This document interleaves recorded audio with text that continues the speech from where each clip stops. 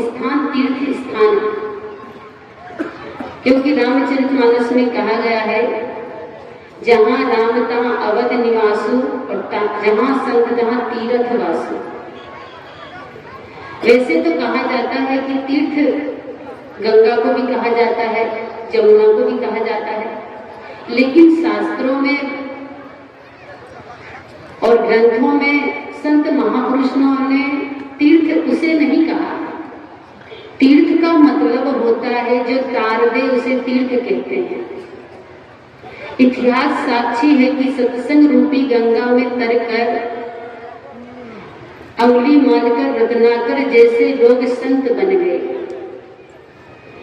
और इतिहास की छोड़ दीजिए, वर्तमान में देखिए हम और आप जो यहाँ पर बैठे हुए हैं संतों के समक्ष, वो इस सत्संग की गंगा का महत्व है। इसलिए उस गंगा में अगर डुबकी लगाएंगे तो हो सकता है कभी डूब भी सकते हैं। कई बार पेपर में छपता है कि गंगा में कोई आदमी डूब के मर गया, कभी कभी छपता है कि गंगा स्नान करने गया, पैर फिसल गया तो डूबकर मर गया। उस गंगा में, उस तीर्थ में अगर डुबकी लगाइए तो अगर पैर फिसल गया तो डूब सकते हैं, पर इस गंगा में फिसलने का नहीं, संभलने का 100% चांस होता है। इसलिए उस गंगा से इस गंगा का ज्यादा महत्व है, इसलिए इसे तीर्थ कहा गया है। ऋषि मुनियों ने, संतों ने इसे तीर्थ कहा है। तीर्थ की परिभाषा क्या है? संत कहते हैं तीर्थ वही जो कि पाप से तारत, पाप वही मन मध्य विकारा, सो सत्संगत तीरथ सत्य है, दुर्गुण नासत लागे न वारा। तीर्थ उसे कहते हैं जो पाप से तार दे। तो क्या गंगा में स्नान करने से पाप मुक्त हो जाएंगे? बहुत हमारी माता बहनें, बहुत हमारे भाई लोग भागलपुर, सुल्तानगंज और मनिहारी घाट की गंगा में स्नान करने जाते हैं। यही सोच के जाते होंगे वो लोग कि हम उस गंगा में डुबकी लगाएंगे, स्नान करेंगे तो तर जाएंगे।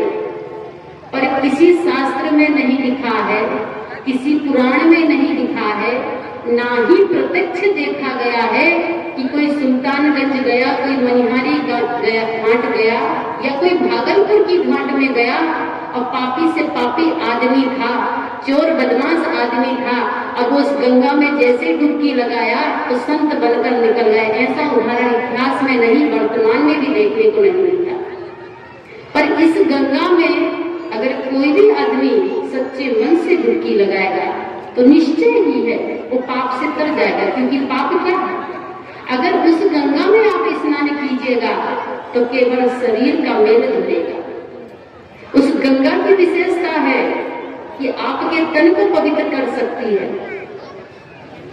जो जल आपके चापाकल में है उससे विशेष गंगा जल के जल में महत्वता है। कारण यह है कि कहते हैं कि गंगा जल को आप स्टोर करके 10 साल भी रख लीजिए तो खराब नहीं होता। उस जल की महत्वता है, पर उस जल की ये महत्वता नहीं है कि वो आपके पापी मन को, आपके पाप को धुल दे। क्योंकि संत कहते तीर्थ वही जो कि पाप से तारत, तीर्थ उसे कहते हैं जो आपको पाप से तार दे, पाप से मुक्त कर दे। और पाप वही मन मध्य विकारा। पाप कहाँ है? पाप तन में है कि पाप मन में है? बोलिए, तो पाप मन में है कि पाप तन में है? पाप मन में है। और जब हम घाट में पहुंचते हैं, गंगा घाट में, तो क्या रगड़ते हैं? मन को कि तन को रगड़ते हैं? कभी भी आप लोग गए होंगे, अनुभव किए होंगे, जैसे ही घाट में उतरते तो क्या रगड़ना शुरू करते हैं? तन को कि मन को? तन को ही ना, शरीर को ना रगड़ते हैं। संत तो कहते हैं पाप वही मन मध्य विकारा। पाप तो मन के विकारों को कहा जाता है। काम, क्रोध, लोभ, मोह, ईर्षा, राग, द्वेष, जलन, जो कुछ मन के जितने विकार हैं सब मन के पाप हैं।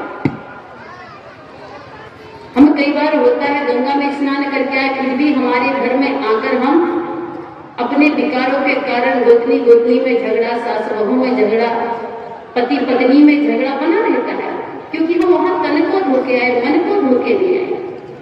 इसलिए संत कहते हैं पाप वही मन मध्य विकारा।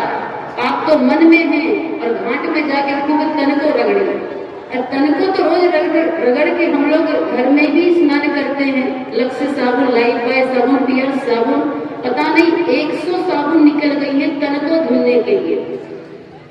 120 से भी ज्यादा मार्केट में साबुन मिल जाएगी तन को धोने के लिए, तन को साफ करने के लिए। और 100 से ज्यादा सर्फ साबुन बन चुके हैं कपड़ा को धोने के लिए। लेकिन मार्केट में किसी दुकान में जाकर बोलिए आप दुकान वाले से कि भैया हमको एक साबुन दे दीजिए मन को धोने के लिए, तो कोई दुकानदार दे सकता है? 1000 रुपया लेके दुकान में घूम के आ जाइए, पूरे मार्केट में घूम के आ जाइए कि भैया हमको तन धोने की तो है, कपड़ा धोने की तो साबुन है, लेकिन हमको मन धोने की साबुन चाहिए। तो आज तक कोई फैक्ट्री नहीं बनी है, कोई दुकान नहीं है जहां पर मन धोने की साबुन होती है। ये सत्संग ही क्या है? ये घाट है, ये तीर्थ स्थान है जहां पर संतों की वाणी रूपी जल से हमारे मलिन मन को धोया जाता है। इसलिए संत कहते हैं कि तीर्थ स्थान से कम नहीं होता। जिस स्थान पर सत्संग होता है वो स्थान साधारण नहीं होता, वो तीर्थ बन जाता है। इसलिए आज आप लोग बलिया ग्राम में नहीं बैठे हो, आज आप लोग तीर्थ स्थान पर बैठे हुए हैं। इस स्थान का बहुत बड़ा महत्व होता है। इस स्थान पर बैठकर बड़े से बड़े, दुष्ट से दुष्ट सज्जन बन जाते हैं। कहते हैं कि सत्संग की गंगा में जो नित्य नहाते हैं, पापी से पापी भी पावन बन जाते हैं। पापी से पापी आदमी भी इस सत्संग की गंगा में डुबकी लगाता है तो पावन बन जाता है। सत्संग किस लिए किया जाता है? सत्संग जीवन के कल्याण के लिए है, जीवन के सुधार के लिए है, जीवन को सुंदर बनाने के लिए है। जीवन जीने की कला हमको सत्संग से मिलती है और मानव जीवन मिला है कल्याण के लिए। बहुत आदमी सोचते हैं मानव जीवन मिला है भक्ति के लिए। अभी भक्ति के बारे में हम लोग सब सुन रहे थे। मध्यकाल में जितने भी संत हुए हैं, बुद्ध, महावीर, कबीर, तुलसी, नानक, जितने भी संत हुए हैं, मीरा, सबरी, जो भी हमारे भक्तिकालीन संत हुए हैं, सभी ने भक्ति के बारे में कहा है कि भक्ति सभी मनुष्य को करना चाहिए। ये मनुष्य शरीर जो मिला हुआ है ये किसी कारण से विशेष नहीं, सिर्फ एक कारण से ये विशेष है, क्योंकि ये भक्ति कर सकता है। इसमें एक विशेषता है कि भक्ति करके मुक्ति को प्राप्त कर सकता है। पर भक्ति कैसे करें? पहले तो प्रश्न ये होता है कि भक्ति किसे कहते हैं। बहुत आदमी सोचता है भक्ति का मतलब होता है स्नान करके आइए, स्नान करिए, स्नान करने के बाद में गुसाई घर में जाइए, एक अगरबत्ती लीजिए और 2 अगरबत्ती लीजिए और सारे देवी देवता को अगरबत्ती दिखा दीजिए, शिवलिंग में 1 लोटा जल ढाल दीजिए, ये भक्ति हो गई। बहुत आदमी ऐसा करता है, स्नान करेगा 2 अगरबत्ती जरूर जलाएगा और अगरबत्ती जलाने के बाद में आदमी सोचता है कि हमने पूजा कर लिया, भक्ति कर लिया। भक्ति का अर्थ होता है सेवा। तो भक्ति किसे करना चाहिए? क्या भक्ति नारी को करना चाहिए कि नर को, महिला को करना चाहिए कि पुरुष को करना चाहिए? भक्ति के लिए मन में बहुत सारे प्रश्न होते हैं कि भक्ति तो करना चाहिए, लेकिन भक्ति किसे करना चाहिए? आज देखा जाता है कि पुरुष से ज्यादा महिलाएं भक्ति करती है। पुरुष से ज्यादा समाज में देखिएगा कि महिलाएं भक्ति करती, सोमवारी, मंगलवारी, बृहस्पतिवारी, पता नहीं कितने दिन भक्ति करती है, कितने दिन व्रत करती है, पर वो सब भक्ति नहीं है। पहला नियम करे भक्ति का मतलब होता है सेवा। आपने सोमवार को उपवास किया या मंगलवार को व्रत किया या बुधवार गुरुवार को या शुक्रवार को, तो आपने किसकी सेवा किया? व्रत का मतलब होता है बुरे कर्म को त्यागना। व्रत का मतलब ये नहीं होता कि नमक खाना छोड़ दीजिए, दाल चावल चोखा चटनी अचार भुजिया खाना छोड़ दीजिए। होती है, व्रत का मतलब होता है आज नमक नहीं खाएंगे, बिना नमक का भोजन करेंगे, आज दाल चावल नहीं खाएंगे, सिर्फ फल में रहेंगे, चाय पिएंगे, फल खाएंगे, दूध पीएंगे। लेकिन व्रत का मतलब ये है बुरे कर्मों को त्यागना। आज हम चुगली नहीं करेंगे, ये व्रत हो गया। आज हम क्रोध नहीं करेंगे, ये व्रत हो गया। आज हम ईर्ष्या नहीं करेंगे किसी से भी। आज हम किसी के धन को देखकर लोभ नहीं करेंगे, लालच नहीं करेंगे, व्रत है। व्रत का मतलब नहीं कि नमक मिर्ची त्याग दिए, दाल चावल चोखा त्याग दिया, ये व्रत का मतलब नहीं होता। भक्ति अगर हम गुरु के अनुसार करें तो मुक्ति हो सकती है। पहला नियम होता है भक्ति का कि कभी भी भक्ति कीजिए तो गुरु के अनुसार ही भक्ति कीजिए, बिना गुरु के भक्ति मुक्ति तक नहीं पहुंचा सकती। इस शास्त्रों में कहा गया है कि बिना गुरु के अगर आप भक्ति करते हैं, दान करते हैं, सेवा करते हैं तो आप मुक्ति तक नहीं पहुंच सकते। क्यों? क्योंकि बिना गुरु के भक्ति मुक्ति तक नहीं भटकाने वाली होती है, मुक्ति तक पहुंचाने वाली नहीं होती, भटकाने वाली होगी। क्योंकि आप अगर बिना गुरु के भक्ति कीजिएगा तो देखा देखी भक्ति कीजिएगा, एक दूसरे को देखकर। जैसे हमारे समाज में होता है, कैसे होता है कि महिलाएं कभी कभी भक्ति करती है, पूजा पाठ करती है तो एक दूसरे को देखकर करती है। जैसे कि एक महिला अगर घर के पेड़ में धागा बांधती है तो सारी महिला धागा बांधना शुरू कर देती है, होता है ना, एक दूसरे को देखकर। एक महिला अगर सूप और डलिया लेके घाट पर पहुंची तो सारी महिला सूप और डलिया लेके घाट में मिलेगी। एक महिला कहीं केला के पेड़ की पूजा करेगी तो सारी महिला केला के पेड़ की पूजा करेगी। ये देखा देखी भक्ति नहीं। और गुरु के अनुसार कीजिए तो भक्ति का मर्म, भक्ति का अर्थ आपको पता चलेगा कि भक्ति किसे कहते हैं, भक्ति कैसे करना चाहिए, भक्ति से क्या प्राप्त होता है, भक्ति किस लिए करना चाहिए। लोग कहेंगे भक्ति कल्याण के लिए है, भक्ति मुक्ति के लिए है, पर आज जो समाज में भक्ति होती है ना वो कल्याण के लिए होती है, ना मुक्ति के लिए होती है, और ना जीवन के उद्धार के लिए होती है। आज जो समाज में भक्ति होती है वो बेटा बेटी के लिए होती है, पति के लिए होती है, पद के लिए होती है, पैसे के लिए होती है, गाड़ी बंगला के लिए होती है। लोग क्या बोलते हैं, भगवान अगर इस बार मुखिया पद में जिता दीजिएगा ना तो भगेद जरूर करा देंगे, अष्टजाम करा देंगे। आपने भक्ति किस लिए किया? मुखिया पद के लिए। भगवान इस बार हमारे बेटा को पास कर दीजिएगा ना तो 10 गो संत को बुला के ध्यान जरूर करा देंगे, पास होने के लिए भक्ति। भगवान अगर मेरा पोता की तबीयत ठीक हो जाएगी ना तो सत्संग करा देंगे। एक माता जी ने अपने घर में अष्टजाम का कार्यक्रम रखा था। हमने पूछा माता जी अष्टजाम का कार्यक्रम किस कारण से रखा है? उस माता जी ने कहा कि पोता की तबीयत खराब हो गई थी, भोले बाबा से कहा था कि भोले बाबा अगर तबीयत ठीक हो जाए पोता की तो हम अष्टजाम कराएंगे। तो तबीयत ठीक हो गई। हमने कहा माता जी एक बात बताइएगा कि आपका पोता जब बीमार हुआ था तो उसे हॉस्पिटल लेके गए थे कि नहीं? तो बोले हॉस्पिटल तो लेके गए थे। इलाज किए कि नहीं? कहा इलाज भी करवाए, दवाई भी चली, 3 महीना दवाई चली तो बड़ी मुश्किल से ठीक हुआ। तो हॉस्पिटल दवाई से ठीक हुआ कि भोले बाबा की कृपा से ठीक हुआ?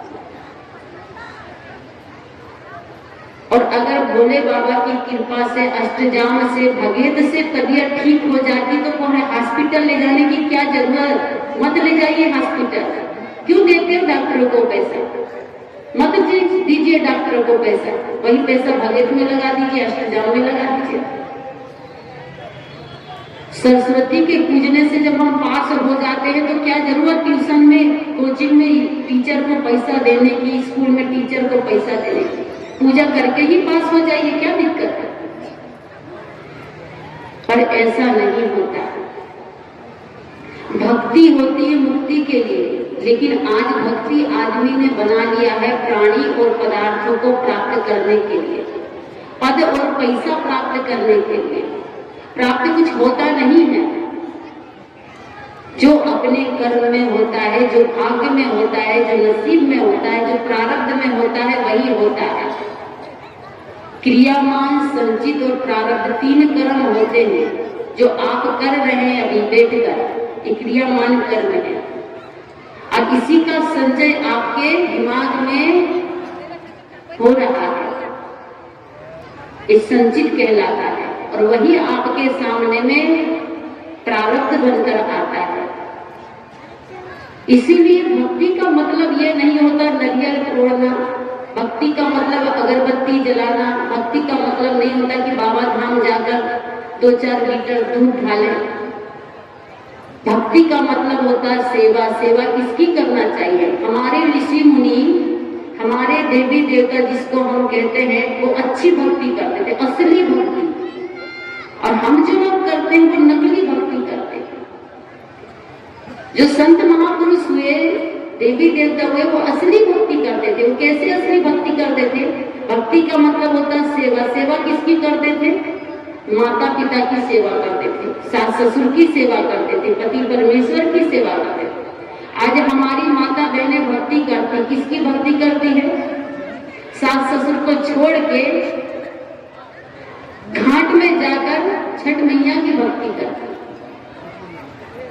सास ससुर को छोड़ देंगे, उसको अलग कर देंगे। अब भक्ति का मतलब ये सोचते हैं कि जो नहीं खाता उस देवता को खिलाना भक्ति समझते हैं।